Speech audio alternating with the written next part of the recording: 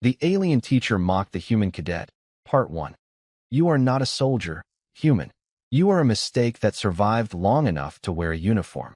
The words echoed across the Galactic Defense Academy's training hall, and every cadet turned to see how the new human would react. Daniel Carter did not answer. He simply stood there, shoulders relaxed, hands behind his back, and looked at Commander Varek Thal as if he had just been given information, not an insult. That was the first thing the alien instructor noticed about him. The human did not argue. He did not try to prove himself. He did not look angry. And somehow, that made the entire room quieter. The Academy on Vera Prime was built into the side of a mountain that had existed long before most civilizations in the galaxy had discovered space travel. Its massive stone corridors carried the footsteps of thousands of elite cadets from dozens of worlds. Every person walking those halls had been selected because their species was considered exceptional. Some had enhanced reflexes. Some had natural armor. Some had abilities that made them almost impossible to defeat in traditional combat. Daniel Carter had none of those things. He was human, 24 years old, 6 feet tall, 180 pounds. No genetic enhancements. No advanced alien technology built into his body. Just a standard military uniform, worn boots, and the calm expression of someone who had already learned that confidence did not need to announce itself. Commander Varek Thal looked down from the instructor platform. The Carvian warrior was nearly 8 feet tall, covered in dark silver armor plates, and had spent 30 years training the galaxy's finest military officers. To him, war was a science, a formula. Strength, speed, endurance, and superior biology created victory. Humanity, in his opinion, was an exception that should never have been accepted into the program. You understand why the other cadets are questioning your presence here? Varek asked. Daniel glanced around the room. The other students avoided his eyes. Some looked curious. Others looked amused. A young alien cadet with bright blue markings across his face leaned toward his friend and whispered, "Maybe humans are more fragile than the reports say." Daniel heard him. He simply ignored it. "I understand, Commander," Daniel replied. Varek narrowed his eyes. "And you are not offended?" "Should I be?" Daniel asked. A few cadets shifted in their seats. They expected anger. They expected a challenge. They expected the human to defend his pride. Instead, Daniel just waited. That bothered Varek more than an argument would have. "Your species has only recently entered the galactic defense community," Varek said. "Most civilizations here have thousands of years of military history." Daniel nodded. "That is true. Then why are you here?" The question hung in the air. Daniel looked at the training field beyond the glass walls. Hundreds of alien cadets had crossed that field before him. They had studied famous battles. They had memorized strategies. They had trained with technology humanity had only recently discovered. Daniel understood why they underestimated him. They were looking at what humans had. They were not looking at what humans had survived. "I was sent here to learn," Daniel said. Varek smiled slightly, believing he had finally found humility. "Good, because today's lesson will be difficult." Daniel looked back at him. "I know." The commander turned toward the training arena. "Then perhaps by the end of this class, you will understand why some species are born to lead battles," he paused, "and others are simply allowed to watch them." The cadets laughed softly. Daniel walked toward the arena entrance without saying a word. But as the doors closed behind him, Commander Varek noticed something strange. The human was not walking like someone who expected to lose. He was walking like someone who had already accepted whatever came next. And for the first time that morning, Varek wondered if he had mistaken silence for weakness. The alien teacher mocked the human cadet. Part 2. Commander Varek Thal had taught thousands of cadets, but he had never seen one enter a combat simulation room with so little concern for what was waiting inside. The training arena beneath the academy was designed to challenge the best warriors in the galaxy. Its walls could recreate extreme environments from hundreds of different worlds. Frozen mountains, desert planets, toxic forests, deep space stations. Every scenario was built from real military data. Every mistake was recorded. Every weakness was exposed. The alien cadets entered the preparation area with confidence. They checked their equipment, adjusted their armor, and discussed their strategies. They had trained for this moment their entire lives. Daniel Carter stood alone at the equipment station, studying the available supplies. He did not choose the most advanced gear.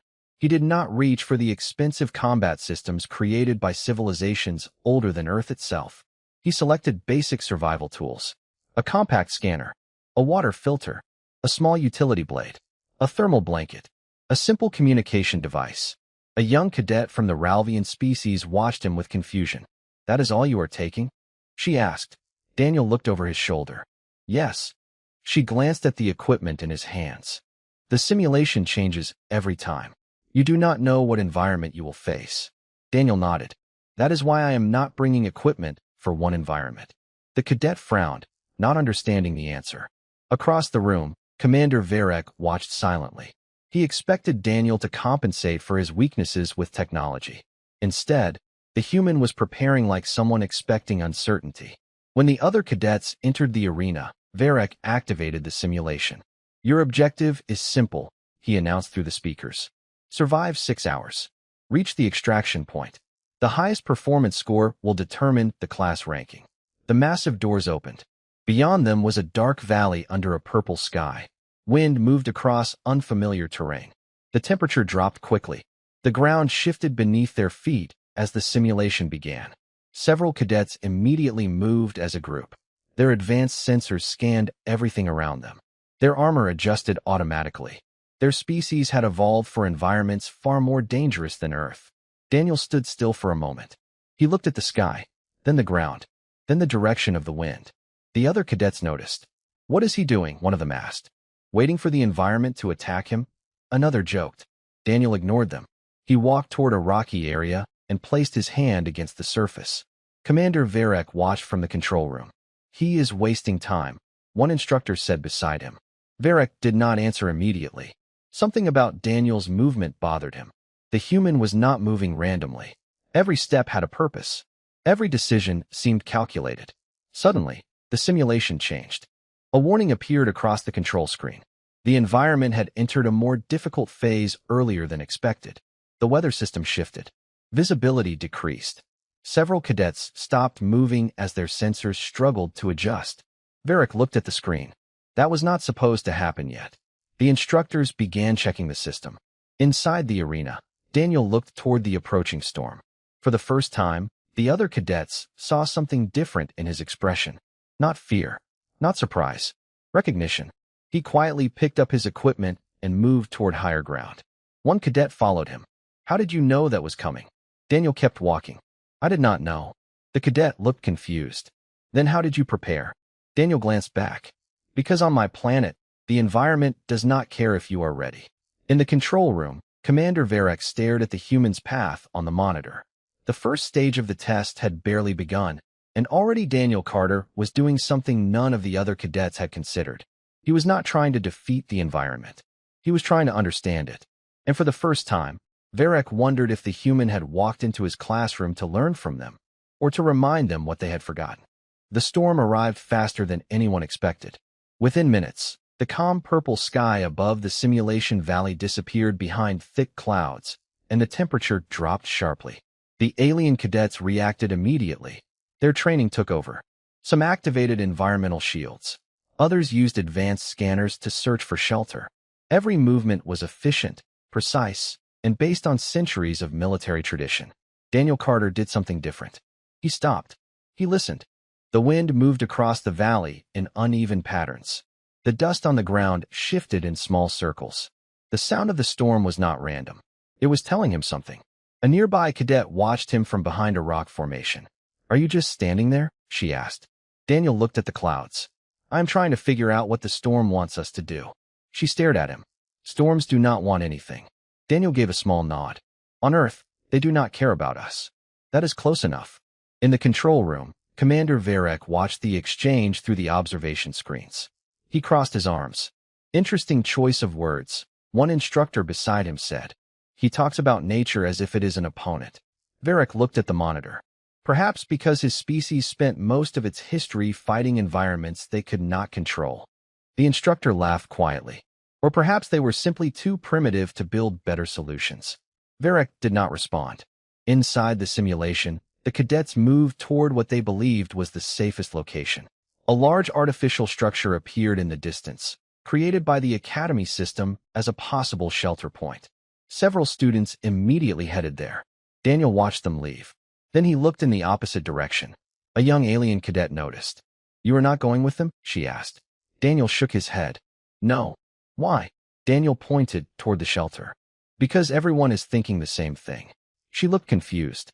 "That is usually a good sign." Daniel looked back at the storm. "Not when the environment is designed to challenge your expectations." The cadet hesitated. She had heard stories about humans being adaptable, but she had always assumed it was a survival trait from a weaker species. She never considered that adaptability could become a weapon. A few minutes later, the simulation alert changed. The shelter location began flashing red. A system message appeared across every cadet's display. Primary shelter compromised. Reassess strategy. Confusion spread through the arena. The cadets who had rushed there lost valuable time returning to open terrain. Commander Varek leaned closer to the screen. For the first time, his expression changed. Daniel had predicted the failure without knowing the exact outcome. He had not guessed. He had observed. "How did he see that?" one instructor asked. Varek remained silent. He replayed Daniel's earlier movements. The human had studied the terrain, the wind, the temperature, the behavior of the simulation itself. He was not reacting to the test. He was reading it. Inside the valley, another cadet approached Daniel. This time, there was no laughter in her voice. "You knew the shelter was a trap?" Daniel shook his head. "No. I knew something that looked too easy was probably part of the test." "That is your strategy?" she asked. Daniel adjusted the equipment on his shoulder. "My strategy is not assuming the world will make things convenient for me." Those words stayed with the cadet. They were simple, almost ordinary. But coming from someone who had walked into the academy with no special abilities, they carried a different meaning. Back in the control room, Commander Varek watched the human continue forward while the other cadets struggled to recover their plans. He had expected Daniel Carter to prove that humans could fight. Instead, the human was proving something far more uncomfortable. He was showing that the most dangerous advantage was not always strength, speed, or technology. Sometimes it was the ability to keep thinking when everything stopped going according to plan. And the next stage of the test was about to reveal exactly how far that ability could go. The storm simulation was supposed to test survival instincts. Instead, it became something none of the cadets expected. The valley around them changed again. The artificial landscape cracked open with new terrain patterns, revealing steep rock formations, narrow paths, and unstable ground. The academy system was increasing the difficulty level faster than normal. In the control room, alarms appeared across the main display. One instructor looked concerned. "Commander, the simulation is advancing beyond the scheduled sequence." Commander Varek, thou studied the data. "Why?" "Unknown. The system is still responding, but the difficulty curve has accelerated." Varek looked back at Daniel Carter's position on the monitor. The human was already moving. Not running. Not panicking. Moving with purpose. The other cadets followed behind him now, no longer because they respected him, but because they had started to realize that staying near him improved their chances. Daniel reached a narrow passage between two large rock structures and raised a hand. "Stop." The group froze. A young cadet named Lyra looked ahead. "Why are we stopping?" Daniel pointed toward the ground. Small particles of dust were moving across the surface in a strange pattern. "The path is unstable." Another cadet scanned the area with advanced sensors. "My equipment shows no danger." Daniel glanced at the device. "Your scanner is checking what is already there. I am watching what is changing." Before anyone could answer, the ground ahead shifted slightly. The path that appeared safe began collapsing into the simulated terrain below. The cadets stepped back in surprise. Lyra looked at Daniel. "How did you know?" Daniel simply replied, "Because the environment was warning us." The group continued deeper into the valley. But the next challenge was different. The simulation released training drones designed to test combat response. They were not dangerous, but they moved quickly and forced the cadets to react under pressure. The alien students immediately activated their advanced systems. Energy shields appeared. Tactical programs calculated movement patterns. They had been trained to overwhelm opponents with superior technology. Daniel looked at the approaching drones and did not activate anything. Lyra noticed. "You are not using your equipment?" "Not yet." "Why?" Daniel adjusted his position. "Because I do not know what the drones are trying to make us do." The first wave moved closer. Several cadets rushed forward, following their instincts. They focused on defeating the targets as quickly as possible. Daniel watched for a few seconds. Then he moved. He did not attack the drones directly. Instead, he guided the group into a better position, using the terrain to limit the drone's movement. Wait for them to enter the narrow area, he told the others. Then move together. The cadets followed his instructions. The difference was immediate. What had looked like a chaotic fight became controlled and organized. In the control room, the instructors watched in silence. He is not fighting the simulation, one of them said. He is controlling the conditions around it. Commander Varek did not answer. His eyes remained fixed on the screen. The human was doing something the Academy rarely taught. He was not searching for the fastest way to win. He was searching for the safest way to make sure everyone succeeded. The final drone moved toward Daniel's position. This time, the entire class watched. The human stepped forward, calm and focused. The same cadets who laughed at him earlier were now waiting to see what he would do. When the exercise ended, the results appeared across every display. The rankings changed again. Daniel Carter was no longer at the bottom. But that was not what surprised Commander Varek. The real surprise was the team performance score. Every cadet who followed Daniel had improved. The human had not simply passed the test. He had changed the way everyone else approached it. Varek stared at the numbers. For the first time in decades, the legendary instructor had no immediate explanation. Then the arena lights changed. A new message appeared. Advanced scenario activated. The next phase was not part of the original lesson. And somewhere deep inside the Academy system, something had gone wrong. Daniel looked at the warning on his display and quietly prepared himself. This time, even he knew the test was about to become something different. The warning on Daniel Carter's display was not supposed to exist. Everyone in the arena knew that. The advanced scenario was reserved for final evaluations, not a training session on the first day. Across the control room, instructors moved quickly between screens, trying to understand why the system had changed its own parameters. Commander Varek, thou, stood completely still. For the first time since Daniel entered the Academy, the human was not the only person being evaluated. The Academy itself was being tested. Commander, we need to terminate the simulation, one instructor said. The system is no longer following the original lesson plan. Varek looked at the display showing Daniel and the other cadets inside the valley. No. The instructor looked surprised. Sir, continue. But the scenario has exceeded normal conditions. Varek's eyes remained on the screen. Then we will see how they respond to something normal training cannot predict. Inside the arena, Daniel studied the new environment. The valley had changed completely. The artificial terrain was darker now, with reduced visibility and unfamiliar signals appearing on every scanner. The other cadets looked uncertain. A few minutes earlier, they had been following Daniel because he was performing well. Now they were following him because they trusted his judgment. That change was something Daniel noticed immediately. He did not feel proud. He felt responsible. Everyone check your equipment, Daniel said. Stay close, but do not move as one group. Lyra looked at him. You want us separated? Daniel nodded. Not separated. Flexible. She studied his face. You always talk like everything is a survival situation. Daniel paused for a moment. Because eventually, everything is. The answer was simple, but Lyra noticed something behind it. Daniel was not trying to sound impressive. He was remembering something.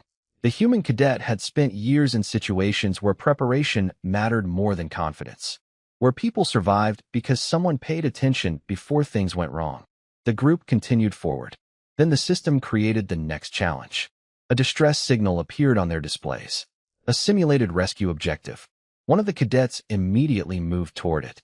We have a mission marker, he said. We need to assist the unit ahead. Daniel raised a hand. Wait.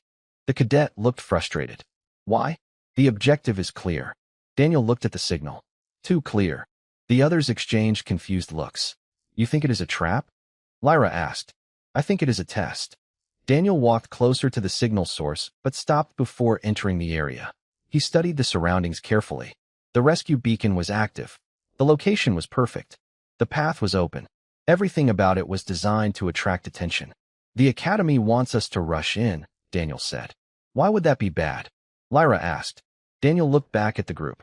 Because real problems do not announce themselves with perfect instructions. In the control room, Commander Varek leaned forward. He understood the point immediately. The simulation was designed around predictable military thinking. Identify the objective. Move toward the objective. Complete the objective. But Daniel was questioning the objective itself. The instructors watched as the human approached the signal from another direction. He was not ignoring the mission. He was verifying it. Suddenly, the simulation changed again. The rescue marker disappeared. A new message replaced it. Objective updated. Assessment of judgment under uncertainty. Silence filled the control room. Varric stared at the screen. The system had recognized Daniel's approach and adjusted the test. That had never happened before. Inside the arena, the other cadets looked at Daniel differently now. They were no longer waiting for him to fail. They were waiting to see what he would notice next. But Daniel was focused on something else. A small detail on his scanner had changed. Something in the environment was not behaving like a simulation. He looked toward the distant horizon. Something is wrong, he said quietly. Lyra heard him. What do you mean? Daniel lowered his scanner. I mean, this test is no longer testing us. A few seconds later, every display in the arena went dark. The Academy communication system failed. The instructors in the control room lost their connection. Commander Varric looked at the empty screens as the room fell silent. For the first time that day, the legendary instructor had no control over the lesson. And somewhere inside the training valley, Daniel Carter and the other cadets were about to discover whether the humans' instincts were enough when there was no simulation left to guide them. The darkness inside the training valley lasted longer than anyone expected. For almost a full minute, there was no sound except the wind moving through the artificial terrain. The cadets stood still, waiting for instructions that never came. Their displays were offline. Their communication systems were silent. For the first time since entering the academy, they were completely alone. Daniel Carter looked around the group and noticed something the others had not. They were not afraid of the environment. They were afraid because the rules had disappeared. Everyone stay calm, Daniel said. We need information before we make decisions. One of the alien cadets looked toward the empty sky. The Academy controls everything here. The instructors will restore the system. Daniel shook his head. Maybe, but we cannot build a plan around something we cannot confirm. That answer bothered some of them. It sounded too practical, too simple. But nobody had a better idea. Back inside the control room, Commander Varric Thal watched the emergency reports appear across the screens. The simulation network was isolated. The training environment was no longer responding to command inputs. This is impossible, one instructor said. The system cannot lock out Academy control. Varric's expression hardened. He walked closer to the main console. Then he saw something that made him stop. A secondary access code had been activated. Not by Daniel. Not by the cadets. By someone with higher authority. Commander, the instructor asked. Varric stared at the code. Who authorized this scenario? Nobody answered. A moment later, a message appeared. Faculty evaluation override active. Commander Varric Thal approval required. The room became quiet. Varric understood immediately. This was not a malfunction. Someone had changed the test. Someone had created a scenario designed to challenge his own teaching methods. He looked at the screen showing Daniel and the cadets. The human was standing exactly where he would have expected the best officer to stand, between uncertainty and the people depending on him. Inside the valley, the group found an old observation station hidden beneath the terrain. It was part of the simulation, but something about it felt different. The equipment looked older than the rest of the environment. Daniel entered carefully and examined the control panels. Lyra followed him. You think this place can help us? She asked. Daniel looked at the inactive systems. I think someone wanted us to find it. Before Lyra could respond, the station lights turned on. A holographic image appeared in the center of the room. It was Commander Varric, but his expression was different from before. The confidence was gone. Cadets, his recorded message began. If you are seeing this, the evaluation has moved into its final stage. The students looked at each other. Varric continued. A true commander is not measured by how well they follow a plan. They are measured by what they do when the plan fails. Daniel watched the message carefully. Then another line appeared on the screen. Final objective. Leadership under unknown conditions. The cadets expected Daniel to immediately give orders. Instead, he looked at them. Everyone here has a skill. Use it. A few students hesitated. They were used to commanders who demanded obedience. They were not used to someone asking for cooperation. Slowly, they began sharing information. Their different abilities and experiences started working together. Outside the observation station, the environment changed again. A massive training challenge activated across the valley. The academy was preparing one final test. But this time, Daniel was not facing it alone. In the control room, Commander Varek watched the results update. The human had done something no instructor had planned for. He had turned a group of individuals into a team. And that was the moment Varek realized the biggest mistake he had made. He had been trying to measure whether humanity belonged among the galaxy's warriors. He had never considered that humanity might teach them something instead. The final stage of the evaluation began without warning. Across the training valley, the environment shifted once again. The calm landscape disappeared, replaced by a massive simulated command zone filled with changing terrain, moving objectives, and unpredictable conditions. Every cadet received the same message on their display. Adapt, organize, complete the mission. The alien students immediately began planning. They gathered around their strongest fighters and started assigning roles based on traditional military structure. It was efficient. It was familiar. It was exactly what they had been taught for generations. Daniel Carter watched quietly. Lyra noticed his silence. "You do not agree with their plan," she said. Daniel looked at the group of cadets preparing. "I think their plan makes sense." She raised an eyebrow. "Then why do you look concerned?" Daniel looked toward the horizon. "Because the test wants us to think like an army." Lyra studied him. "Is that a problem?" Daniel nodded slightly. "Sometimes the best way to lose is to do exactly what your opponent expects." The words made Lyra pause. She had spent her entire life learning advanced combat strategies. She had memorized thousands of tactical formations. But Daniel approached problems differently. He did not start with the question, "How do we win?" He started with, "What are we missing?" Meanwhile, inside the control room, Commander Varek Thal continued watching. He had expected Daniel to eventually reveal some hidden combat ability, some secret human advantage. Instead, the human kept doing something far more frustrating. He kept asking questions. "He is delaying," one instructor said. "The other teams are already moving." Varek shook his head. "No, he is gathering information. The objective is clear." Varek looked at the screen. "That is exactly why he is suspicious." Inside the simulation, the cadets reached the first objective point. A large structure stood in the center of the area. According to the mission data, securing it would provide access to the extraction route. The alien cadets moved forward confidently. Then Daniel stopped. "Do not enter yet." A few students turned around. One of them sighed. "Daniel, we do not have time to debate every decision." Daniel looked at the structure. "I am not debating. I am observing." He pointed toward the entrance. "The door is open." The cadet looked confused. "That is the objective." Daniel shook his head. "No, that is what the system wants us to believe." Before anyone could answer, the structure changed.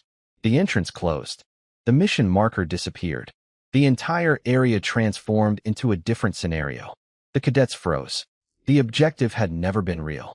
It had been a test of whether they would blindly follow instructions. In the control room, several instructors looked shocked. Commander Varek remained silent. The human had identified the pattern faster than anyone expected. Then the academy system introduced the final challenge. A message appeared across every display. "Leadership failure detected. Reassessing command structure." The cadets looked at Daniel. He immediately understood what was happening. The simulation was no longer testing individual ability. It was testing whether they could adapt when their assumptions failed. "Everyone listen," Daniel said. "Stop trying to prove you are the best fighter here." The group became quiet. "This is not about who is strongest. It is about whether we can trust each other when we do not know what comes next." For the first time, the alien cadets followed a human without hesitation. They combined their different abilities. They shared information. They stopped competing and started cooperating. In the control room, Commander Varek watched the results change rapidly.